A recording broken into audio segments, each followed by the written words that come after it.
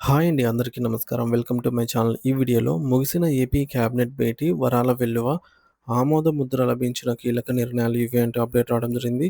So, దీనికి సంబంధించిన పూర్తి వివరాలు ఈ వీడియోలో తెలుసుకుందాము. వీడియో అయితే ఎక్కడే కానీ స్కిప్ చేయకుండా ఎండ్ వరకు చూసేయండి. అప్పుడే ఇన్ఫర్మేషన్ పూర్తిగా అర్థమవుతుంది. అలాగే వీడియో చూస్తున్న ప్రతి ఒక్కరు లైక్ చేయండి ఫ్రెండ్స్. ఈ వీడియోని తోటి ఉద్యోగ, పెన్షన్ మిత్రులతో అయితే షేర్ చేయండి. కొత్తగా మన ఛానల్ చూస్తున్నవారు ఇంకా ఎవరైనా సబ్స్క్రైబ్ చేసుకోకపోతే వెంటనే మన ఛానల్‌ని సబ్స్క్రైబ్ చేసుకోండి. సబ్స్క్రైబ్ చేసుకోవడం వల్ల నేను చేసే ప్రతి ఒక్క వీడియో మీ వరకు రీచ్ అవుతుంది. ఇక ఆలస్యం చేయకుండా వివరాల్లోకైతే వెళ్ళిపోదాము. ఫ్రెండ్స్, ఇక విషయానికొచ్చినట్లయితే ముఖ్యమంత్రి నారా చంద్రబాబు నాయుడు గారి అధ్యక్షతన వెలుగుపూడి సచివాలయంలో జరిగిన ఆంధ్రప్రదేశ్ రాష్ట్ర మంత్రివర్గ సమావేశం అనేక సంచలన మరియు కీలక నిర్ణయాలతో ముగిసింది. రాష్ట్ర అభివృద్ధి రోడ్ మ్యాప్ సిద్ధం చేయడమే లక్ష్యంగా సుదీర్ఘంగా సాగినటువంటి ఈ భేటీలో పాలనలో వేగం పెంచడానికి మరియు వ్యవస్థను గాడిలో పెట్టడానికి సీఎం అనేక ఆదేశాలు జారీ చేశారు. ముఖ్యంగా ప్రభుత్వ యంత్రాంగం ప్రజలకు జవాబుదారీతనంగా అయితే ఉండాలని, ఎటువంటి జాప్యానికి తావు ఉండకూడదని ఆయన స్పష్టం చేశారు. మరి ఈ సమావేశంలో చర్చించినటువంటి ప్రతి అంశాన్ని మరియు తీసుకున్న నిర్ణయాలను మనం ఇప్పుడు అత్యంత వివరంగా తెలుసుకునే ప్రయత్నం చేద్దాం. పరిపాలనాపరమైనటువంటి సామర్థ్యంపై ముఖ్యమంత్రి చంద్రబాబు నాయుడు గారు ఈ సమావేశంలో తన అసంతృప్తి అసంతృప్తిని బాహాటంగానే వ్యక్తపరిచారు. మరి అదేంటంటే వివిధ శాఖల కార్యదర్శుల పనితీరు ఆశించిన స్థాయిలో లేదు అని, ఫైళ్లు క్లియరెన్స్‌లో జరుగుతున్నటువంటి ఆలస్యం వల్ల ప్రభుత్వ పథకాలు ప్రజలకు చేరడంలో అడ్డంకులు ఎదురవుతున్నాయని ఆయన మండిపడ్డారు. ప్రభుత్వ వ్యవస్థలు ఎప్పుడూ కూడా ప్రజలకు సేవ చేయడానికి, వారి పనులను సులభతరం చేయడానికి ఉండాలి తప్ప, పనులను క్లిష్టతరం చేస్తూ ప్రజలను ఇబ్బంది పెట్టకూడదని అధికారులకు గట్టి హెచ్చరికలు జారీ చేశారు. పరిపాలనా వ్యవహారాల్లో పారదర్శకత మరియు వేగం పెంచడానికి తక్షణమే చర్యలు తీసుకోవాలని ముఖ్యమంత్రి కఠిన ఆదేశాలైతే ఇచ్చారు. మరో ఆసక్తికరమైన ఘటన ఏమిటంటే, సమావేశం ప్రారంభమైనప్పటికీ కూడా మంత్రులకు ఎజెండా కాపీలు అందకపోవడంపై మంత్రి నాదెండ్ల మనోహర్ గారు అభ్యంతరం వ్యక్తం చేశారు. కేబినెట్ భేటీలో చర్చకు వచ్చే అంశాలపై మంత్రులకు ముందుగానే పూర్తి అవగాహన ఉండాలని, అప్పుడే ఆయా శాఖల పరంగా సరైన సలహాలు, సూచనలు ఇవ్వగలమని ఆయన అభిప్రాయపడ్డారు. మరి దీనిపై స్పందించిన ముఖ్యమంత్రి సెక్రటేరియట్ స్థాయిలో సమన్వయం లోపం ఉందని గుర్తించారు. వ్యవస్థలను తక్షణమే గాడిలో పెట్టి నిర్ణీత సమయపాలన చేస్తూ పనులన్నీ కూడా సజావుగా సాగేలాగా చూడాలని అధికారులను ఆదేశించారు. రాష్ట్ర రాజధాని విషయంలో ఉన్నటువంటి సందిగ్ధతను తొలగిస్తూ అమరావతిని ఆంధ్రప్రదేశ్ ఏకైక రాజధానిగా ఖరారు చేస్తూ మంత్రివర్గం చారిత్రాత్మక తీర్మానమైతే తీసుకుంది.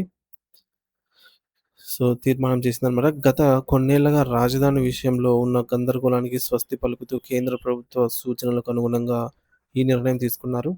మరి ఈ యొక్క తీర్మానానికి చట్టబద్ధత కల్పించడానికి మరియు రాజధాని అభివృద్ధి ప్రణాళికను వివరించడానికి ఈ నెల 28వ తేదీ ఉదయం 11 గంటలకు శాసనసభ ప్రత్యేక సమావేశాన్ని నిర్వహించాలని ప్రభుత్వం అయితే నిర్ణయించింది. అమరావతి నిర్మాణ పనులను వేగవంతం చేయడం ద్వారా రాష్ట్రానికి పెట్టుబడులు వస్తాయని ప్రభుత్వం భావిస్తోంది.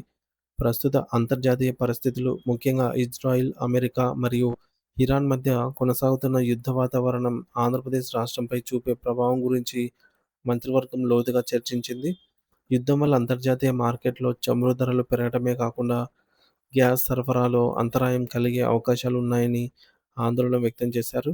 ఇప్పటికే రాష్ట్రంలో గ్యాస్ కొరత ఏర్పడవచ్చనే వదంతులు వల్ల సామాన్యులు ఇబ్బందులైతే పడుతున్నారు. మరి పలుచోట్ల హోటళ్లు కూడా మూతపడ్డాయి. దీనికి శాశ్వత పరిష్కారంగా గృహ మరియు వాణిజ్య అవసరాల కోసం ఎల్‌పీజీ సిలిండర్ల మీద ఆధారపడటాన్ని తగ్గించి పైప్డ్ నేచురల్ పీఎన్‌జీ కనెక్షన్లను ప్రోత్సహించాలనైతే నిర్ణయించారు. ఇందుకోసం natural gas policy for promotion in commercial sector అనే నూతన విధానానికి కేబినెట్ ఆమోదం అయితే తెలిపింది. రాష్ట్ర నిరుద్యోగ యువతకు గొప్ప ఊరటనిచ్చేలాగా ఏపీ పబ్లిక్ ఎంప్లాయ్‌మెంట్ ఆర్డర్ 2025కు మంత్రివర్గం గ్రీన్ సిగ్నల్ అయితే ఇచ్చింది. ఈ కొత్త నిబంధనల ప్రకారంగా రాష్ట్రంలోని 26 జిల్లాలు, 6 జోన్లు మరియు 2 మల్టీ జోన్ల వ్యవస్థ అమల్లోకైతే వస్తుంది. అత్యంత కీలకమైన మరియు మార్పు ఏమిటంటే, ఇకపై జరిగేటటువంటి అన్ని రకాల ప్రత్యక్ష ఉద్యోగ నియామకాల్లో 95% పోస్టులను కేవలం స్థానికులకే కేటాయించాలని నిర్ణయించారు. స్థానికతను నిర్ధారించడానికి ఒక అభ్యర్ అభ్యర్థి ఏడో తరగతి వరకు వరుసగా 4 సంవత్సరాలు ఎక్కడ చదివినారనే అంశాన్ని ప్రామాణికంగా అయితే తీసుకుంటారు. ఈ నిర్ణయం వల్ల మన రాష్ట్ర యువతకు ఉపాధి అవకాశాలైతే మెండుగా లభిస్తాయి. అయితే ఇంతటి కీలక నిర్ణయాల మధ్య ప్రభుత్వ ఉద్యోగుల సంక్షేమం విషయంలో కొంత నిరాశ ఎదురైంది.